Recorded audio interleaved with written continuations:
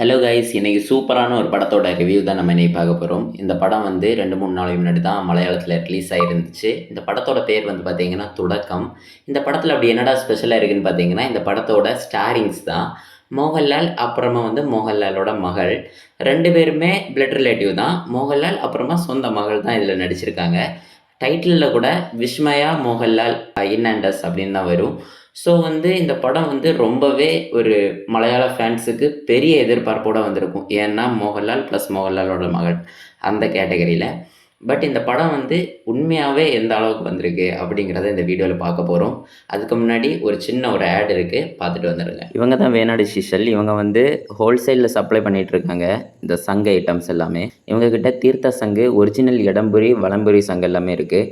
யாராவது அவங்கவுங்க பூஜை விஷயத்துக்கு இல்லைனா வீட்டை விஷயத்துக்கு ஏதாவது வாங்கணும்னு நினச்சிங்கன்னா இவங்கக்கிட்ட டைரெக்டாக நீங்களே வாங்கிக்கலாம். பெஸ்ட்டான ரேட்டு ஹோல்சேல் மாதிரியே நீங்கள் பேசி வாங்கிக்கலாம்.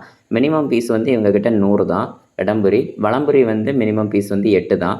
ஸோ வந்து இவங்கக்கிட்ட நீங்கள் யாராக இருந்தாலுமே வாங்கிக்கலாம். ஹோல்சேல்ஸ் பர்ச்சேஸ் பண்ணுறவங்க இவங்கக்கிட்ட கேட்டு வாங்கிக்கோங்க. சரி, இப்போ நம்ம வீடியோக்குள்ளாடி போகலாம்.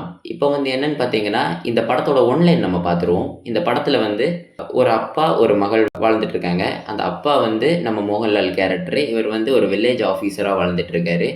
அவரோட மகள் வந்து ஒரு பேங்க் எக்ஸாமுக்கு ட்ரை பண்ணிட்டு இருக்கிற ஒரு பொண்ணு. வில்லேஜ் ஆஃபீஸராக இருக்கிற அவர் வந்து மகளும் வந்து ஒரு ஸ்டேபிளான இன்கம் வாங்கணும் அப்படின்னு சொல்லிட்டு ஆசைப்படுறாரு. அப்போ அவங்க வந்து என்ன பண்ணுறாங்கன்னா, ஒரு பேங்க் எக்ஸாமுக்கு எழுதுகிறாங்க. எழுத போகிற பொண்ணு வந்து திடீர்னு காணாமல் போயிடுறாங்க. எங்கே போனாங்க, என்ன ஆச்சுன்னு உள்ளது தெரியல. மோகன்லால் அவங்க வந்து கால் பண்ணி பார்க்குறாங்க. கால் பண்ணி பார்க்கும்போது ஃபோன் திடீர்னு சுவிட்ச் ஆஃப் ஆகிடுது. என்ன இது சம்பவம் என்னன்னு ஒன்றுமே தெரியாமல் இருக்கிறாங்க. ஸோ வந்து அதே நேரத்தில் ஊரில் வந்து ஒரு சைக்கோபேத்துனால நிறைய க்ரைம்ஸ் எல்லாம் நடந்துகிட்டே இருக்குது.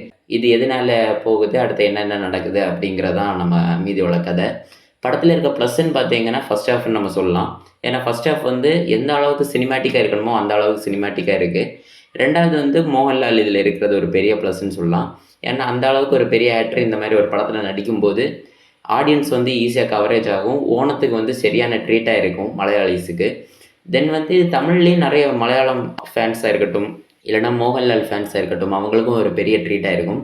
தமிழ் ஆடியன்ஸ் மலையாளம் ஆடியன்ஸ் 2 பேரையும் கவர்ற விதத்தில் இதில் எந்த ஒரு மாற்று கருத்தும் கிடையாது. தென் வந்து இதில் இருக்க ப்ளஸ் என்னென்னு பார்த்தீங்கன்னா, விஸ்மயா கேரக்டர் தான் ரொம்பவே ஸ்ட்ராங்கான ஒரு கேரக்டரு. பேசிக்காகவே இந்த படம் வந்து ஒரு உமன் எம்பவர்மெண்ட்டை பற்றி சொல்கிற மாதிரி தான். ஸோ அவங்க வந்து ஒரு ஸ்ட்ராங்கான கேரக்டராக தான் இதில் காட்டியிருக்காங்க.